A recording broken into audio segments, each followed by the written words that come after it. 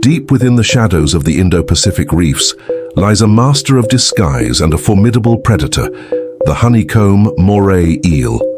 Named for its stunning leopard-like patterns, this is no ordinary fish.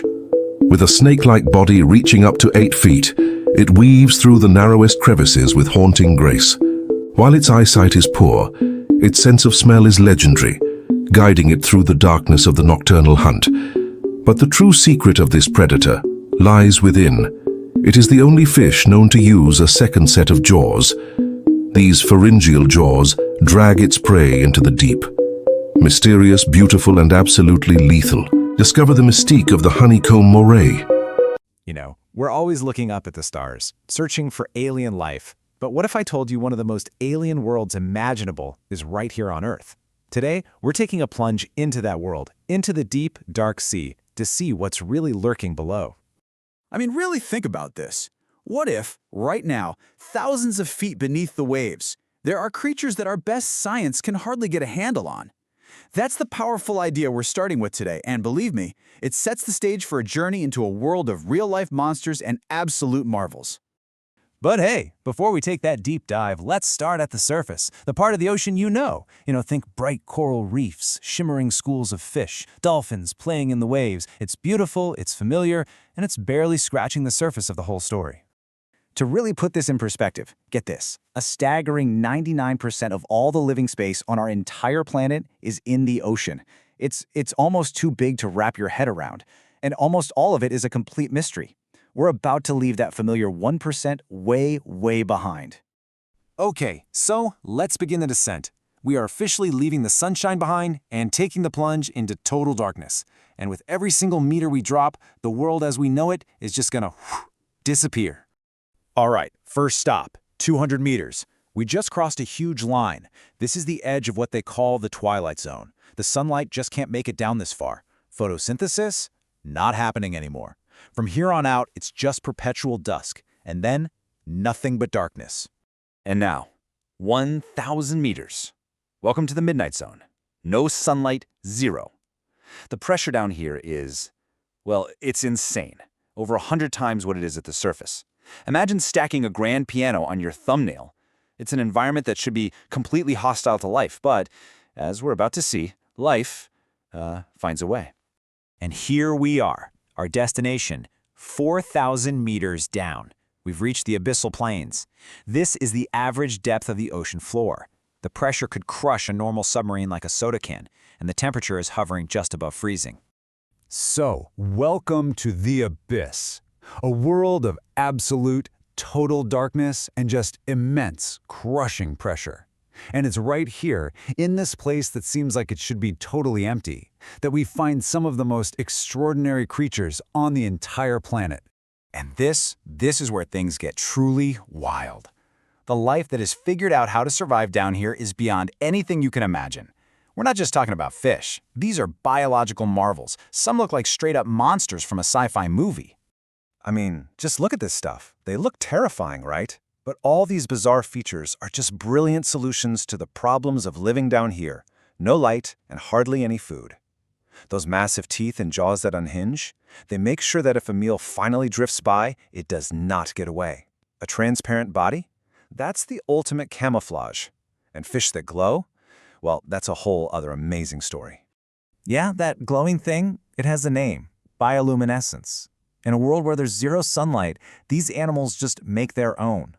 They have chemical reactions in their bodies that produce light, and they use it for everything, to attract prey, to scare off predators, even to talk to each other. It's a world lit by the creatures that live there. This comparison really shows you how different the game is down here. Up top, you've got something like a tuna, right? It's a torpedo built for speed in a bright, high-energy world. But a deep-sea predator, like an anglerfish, it's the total opposite. It's a master of just waiting, of conserving every last bit of energy. It's basically a giant mouth with its own fishing lure attached, just hanging out in the dark, waiting. But it's not just how bizarre they look that's so mind-bending. It's how incredibly old some of these lines of creatures are. The abyss isn't just an alien planet, it's also kind of like a time capsule. So think about it like this. The asteroid hits about 66 million years ago, wiping out the dinosaurs. And in the millions of years that followed, while tiny mammals were just starting to take over on land, a lot of the creatures we see in the abyss today were already establishing their kingdoms in the deep. They are the ultimate survivors. So, when you hear that phrase, predators that have survived since the age of dinosaurs, it's not some exaggeration. It is 100% literal. We are looking at living fossils, creatures whose ancestors swam in these dark waters when the world above looked completely different. And all of this, it leads to a pretty humbling realization.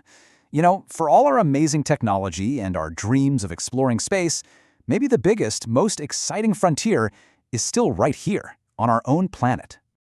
It's a simple, crazy fact. We have better, more detailed maps of the surface of Mars than we do of our own ocean floor. The deep sea is still the most unexplored place on Earth, and it's holding secrets we're only just beginning to guess at. And this chart, wow, this says it all. We have actually explored, mapped and seen with our own eyes, maybe 5% of the ocean. That other 95%, it is basically unknown territory.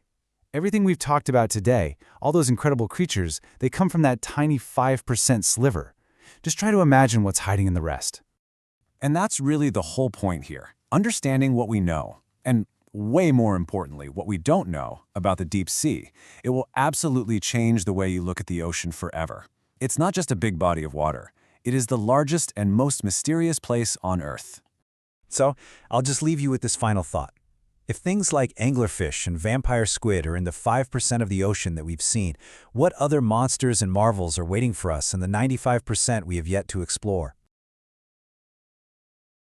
All right, today we're diving deep to check out one of nature's most incredible and honestly kind of deceptive patterns. It belongs to this amazing creature lurking down in the coral reefs. So, let me start you off with a little riddle. What do you think wears a honeycomb but lives under the sea? And no, it's not a bee taking a tropical vacation, I promise. Got any ideas? If you guessed the Honeycomb Moray Eel, you got it. I mean, just look at this thing. It's like a living, breathing piece of art. And that gorgeous pattern, that's not just for show. It's the absolute key to its survival. Okay, so let's get properly introduced. It's time to meet the Honeycomb Moray. We're going to be unveiling, and I'm going to try to say this right, Gymnothorax favagenius. So yeah, that name, Gymnothorax favagenius, it's a bit of a mouthful, right? But it's just the official scientific name for what we all call the Honeycomb Moray Eel. And it's super important because it means scientists everywhere, no matter what language they speak, know exactly which animal they're talking about. No mix-ups. All right, moving on. Let's talk about its most obvious feature, this living camouflage. It is truly nature's perfect pattern. So, just so we're all on the same page, what exactly is camouflage? Well, think of it like nature's own invisibility cloak. It's all about using colors and patterns to just disappear, blend right into your surroundings. Super useful, whether you're hiding from something that wants to eat you or you're trying to sneak up on your next meal. So how does this disguise actually work? Let's break it down. You've got this dark brown or even black body as the base. And then, laid right on top, you have these incredible honeycomb-like cells in a pale yellow or a stark white. It's such a simple idea, but absolutely brilliant for just fading into the background. And you better believe this pattern isn't just some random fluke of nature. Oh no. Its whole purpose is to provide amazing concealment among coral reefs and rocky areas. Think about it. It perfectly mimics the way light filters through the water and hits all those complex shapes on the reef. It lets the eel just, poof, vanish. Okay, so it's got a cool pattern, but there is so much more to this eel. Let's talk about it being an underwater giant, because there's really more than meets the eye here. I mean, how big do you think this thing actually gets? The answer is probably going to shock you. 2.5 meters. Just let that sink in for a second. We are talking about an eel that can grow up to 2.5 meters long. And if you're wondering what that actually looks like, Yeah, that's over 8 feet long. That is literally taller than most oars. Can you imagine something that massive, with that perfect camouflage just coiled up somewhere in the reef, completely hidden? So where does a giant, 8-foot-long, honeycomb-patterned eel hang out? Well, let's talk about its home in the reefs. We're looking at life in the Indo-Pacific. You'll find it all across the Indo-Pacific region, specifically in those warm tropical and subtropical waters.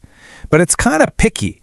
It really prefers shallower waters, and it loves complex terrain like coral reefs and rocky outcrops. You know, places with lots of nooks and crannies to hide in. And that terrain is absolutely essential for its strategy as an ambush predator. It's a simple 3-step process, really. First, it hides. It finds a great little crevice or cave in the reef. Second, it conceals itself. That amazing pattern does all the heavy lifting, making it practically invisible. And third, ambush. It just waits, and then, bam, it strikes at any unsuspecting prey that wanders too close. You know, one of our sources, the Honeycomb Moray Eel profile, puts it perfectly. It says, they reside in crevices and caves where they can hide from predators and ambush prey. It's so simple, but it says it all. Their whole life is about patience and surprise, about using their home as a weapon. They are true masters of hiding in plain sight. And that really leaves us with a pretty cool question to think about, doesn't it? If this one giant eel has such a perfect, mind-blowing disguise, it just makes you wonder what else is out there, hiding in plain sight. What other incredible secrets are the oceans keeping from us? Today, we're diving deep into the world of one of the reef's most incredible hunters. Seriously, this is an animal that seems like it's straight out of a sci-fi movie, all because of this bizarre and frankly brilliant secret weapon it's got hidden away. So, let me just ask you this. What creature do you know of that hunts with a second jaw? One that literally launches out from inside its own throat to grab its prey? Sounds like the monster from a horror film, right? Well, this hunter is very, very real, and it lives right here in our oceans. And the answer is the amazing Honeycomb Moray Eel. I mean, look at it. That incredible patterned skin makes it one of the most beautiful creatures on the reef. But it's that unique, frankly terrifying hunting mechanism that makes it a true marvel of evolution. Okay, so to really understand what makes this eel so special, we've got to see how it operates. Let's take a look into the nightly routine of this absolute master of the ambush. You see, the honeycomb moray kind of lives a double life. During the day, it's a total recluse. You'll find it tucked away in the nooks and crannies of the reef, basically invisible. But when night falls, ooh, it's a completely different story. A whole other animal emerges, an active, prowling hunter out looking for its next meal. And its hunting style is just pure, deadly efficiency. It's really an art form. It all boils down to 3 simple steps. First, find the absolute perfect hiding spot. Second, wait with unbelievable patience for some poor, unsuspecting fish or crustacean to wander by. And then, bam, strike with blinding speed. It is all over in a flash. But that lightning-fast strike, believe it or not, that's only half the story. Now we get to the really, really cool part, the eel's secret weapon. This is what truly sets it apart from pretty much everything else out there. Okay, get ready for this. The secret is something called pharyngeal jaws. It is literally a second set of jaws located deep inside its throat. So when the eel strikes with its main jaws, this inner jaw shoots forward, grabs the prey, and yanks it back down into its throat. It's an incredible solution for hunting in tight spaces, where other fish which need suction to eat just can't operate. It's like something from the movie Alien, but it's real. So you might be thinking this moray is just a lone assassin of the reef, right? Well, it's not that simple. It actually plays a much more complex role in its community. It's not just a predator, surprisingly, it can also be a protector. So what's on the menu for a top carnivore like this? Well, its diet is pretty straightforward, mostly fish and crustaceans that make the mistake of getting a little too close. As a key predator, It's a huge deal for keeping the whole reef ecosystem in balance. But here's where things get really wild. Some of the smaller fish on the reef will actually use the moray as a bodyguard. I'm serious. They swim right alongside it. The moray's fearsome reputation keeps other predators away, which gives these little guys a safe path to travel. It's this fantastic, unexpected partnership right there on the reef. So the moray is a hunter, a neighbor, and a protector. But where do we humans fit into its story? Let's take a look at our relationship with this creature and the challenges it's facing in the modern world. And we can start with some good news. For right now, the Honeycomb Moray Eel is not listed as endangered. Its populations seem to be holding pretty steady across its habitat, which is great to hear. But, and this is a big but, not endangered does not mean it's totally in the clear. These eels are still facing some pretty serious threats from human activity. Things like the destruction of coral reefs, which is their home, and overfishing in certain areas, which messes up the whole food chain they rely on. You also see these eels in aquariums, which really shows you the two different worlds they can inhabit. In captivity, keepers work hard to copy their natural home, with big tanks and lots of hiding spots, and they feed them a special diet. It's a huge responsibility to care for these wild animals properly. And even with everything we've learned about them, there are still some huge mysteries. One of the biggest is how they reproduce. Scientists think they spawn way out in deep open waters, but we really don't understand the full process. It just goes to show you how much we still have to discover. So, let's end with this thought. The eel's second jaw is just an absolutely stunning piece of evolutionary engineering. It's a secret weapon hidden in plain sight. And it just makes you wonder, doesn't it? What other incredible, alien-like secrets are still waiting for us out there, hidden in the depths of our oceans?